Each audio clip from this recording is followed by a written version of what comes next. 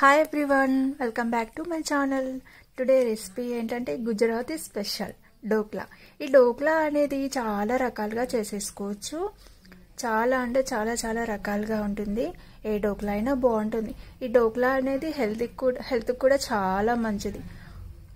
చక్కగా ఆవిరిపైనే ఉడికిస్తారు, తొందరగా డైజెస్ట్ అయిపోతుంది. ఇడ్లీ కంటే సాఫ్ట్గా బాగుంటుంది టేస్ట్ అనేసి.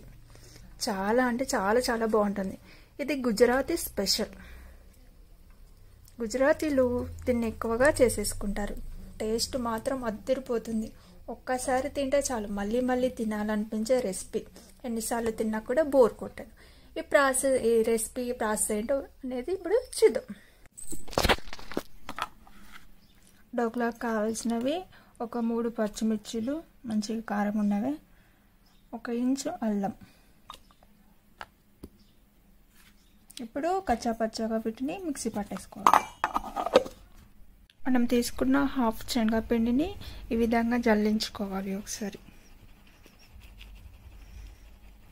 ఈ విధంగా జల్లించుకుంటే పిండి అనేది బాగుంటుంది. 1 కప్పు రవ్వ, బొంబాయి రవ్వ తీసేసుకోవాలి. ఇదే బౌల్ తోటి నేను శనగపిండి హాఫ్ తీసేసుకున్నాను.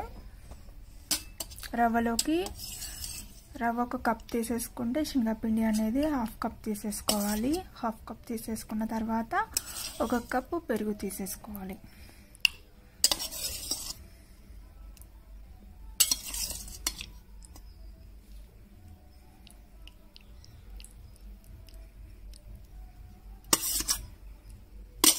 ఎందుకంటే 1 కప్పు పెరుగు. ఇప్పుడు కొంచెం వాటర్ యాడ్ చేసుకుంటూ బాగా మిక్స్ చేసేసుకో. నెక్స్ట్ కొంచెం వాటర్ తీసేసుకోవాలి. ఇప్పుడు వీటిని బాగా మిక్స్ చేసేసుకోవాలి.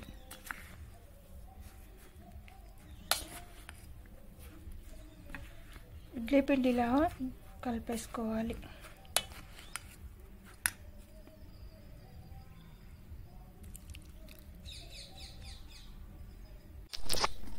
ఈ విధంగా బాగా మిక్స్ చేసేసుకోవాలి. వాటర్ పోసేసుకొని పిండిని ఇలా ఉండలు లేకుండా చూసేసుకోవాలి. మీ దగ్గర విస్కర్ ఉంటే విస్కర్తో బాగా మిక్స్ చేయండి, బాగుంటుంది. విస్కర్తో అయితే తొందరగా ఈజీగా పని అయిపోతుంది కదా.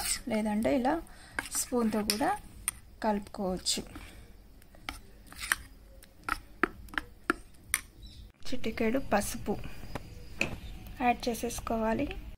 నెక్స్ట్ మిర్చి, అల్లం, వెల్లుల్లి మిక్సీ పట్టుకుంది ఇందులో కలిపేసుకోవాలి. అలాగే కొంచెం కొత్తిమీర కలిపేసి ఇలా చక్కగా మిక్స్ చేసేసుకోవాలి. గుజరాతీ వాళ్ళైతే ఇందులో కొంచెం షుగర్ అండ్ సాల్ట్ యూజ్ చేస్తారు. వాళ్ళకు తీపి అండ్ సాల్ట్ సమ్మేళనం అంటే ఎంతో ఇష్టం. వాళ్ళు అలా యూజ్ చేస్తారు. కాకపోతే నేను ఇక్కడ ఓన్లీ సాల్ట్ ఒక్కటి యూజ్ చేస్తాను. నాకు షుగర్ ఫ్లేవర్ నచ్చలేదు. ఒకవేళ కావాలి అంటే కొంచెం లైట్గా అలా వేసేసుకోండి షుగర్.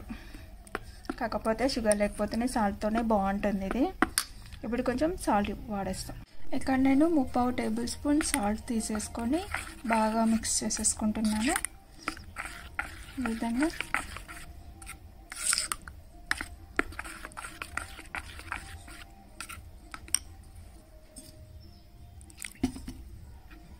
చక్కగా మిక్స్ చేసేసుకుంటున్నాను.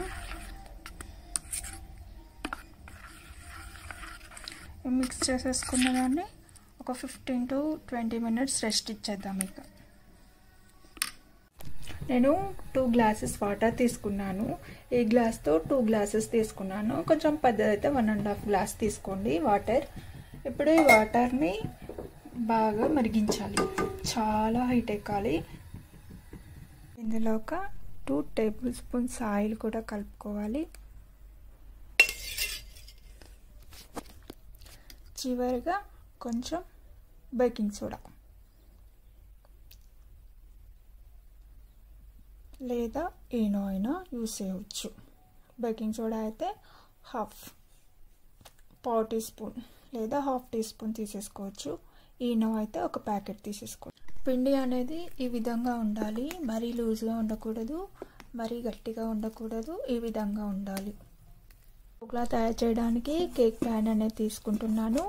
మీరు ఏదైనా లోతు ప్లేట్ కానీ బౌల్ కానీ తీసేసుకోవచ్చు. లోతుగా ఉండాలి. డోక్లాకి మాత్రం ఇలా చుట్టూ అంచులు మొత్తం మంచిగా రాసేసుకోవాలి. ఈ విధంగా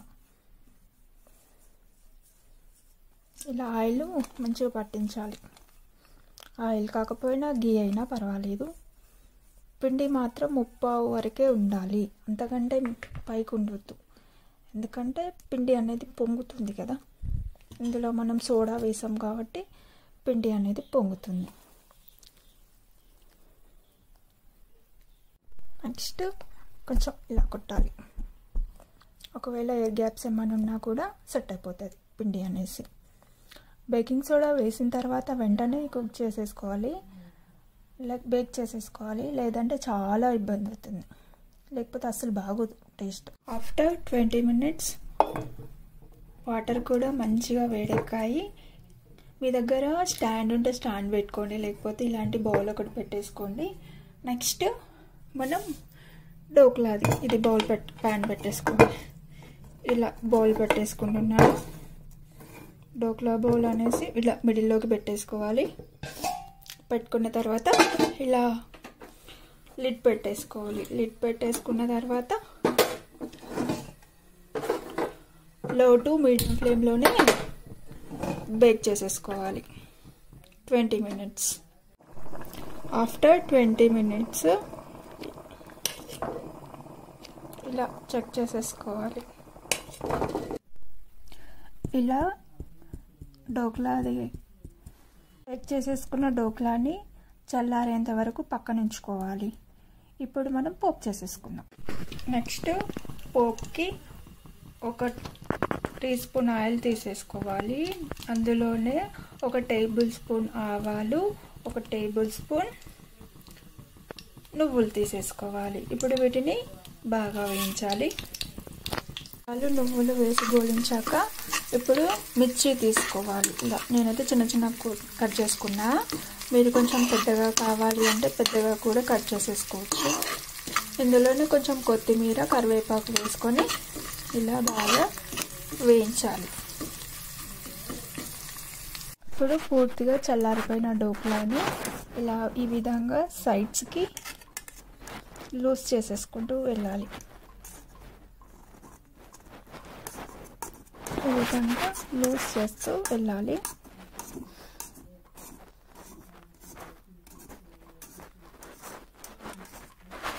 ఇలా లూజ్ చేసేసుకున్న తర్వాత ఈ కేక్ ప్యాన్ అనేసి ఈ విధంగా తీసేసుకోవాలి. కేక్ బౌల్ ఇలా తీసేస్తే చాలా సింపుల్గా వచ్చేస్తుంది.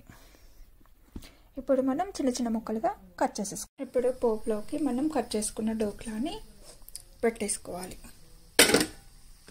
పీసెస్ని ఇలా